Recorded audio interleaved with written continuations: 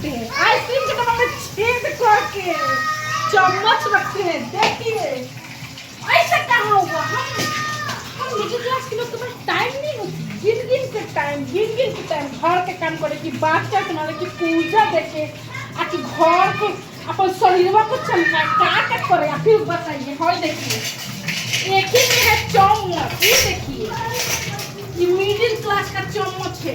गंदा हो गया। देखिए मिडिल क्लास का चम्मच है जो कि, और ये चाकू चम्मच एंडल कैंडल सैंडल सब इसी में रहता है।